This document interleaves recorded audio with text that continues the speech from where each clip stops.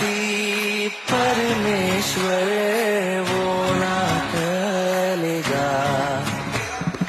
यहोवा राजा है सामर्थ से भरा।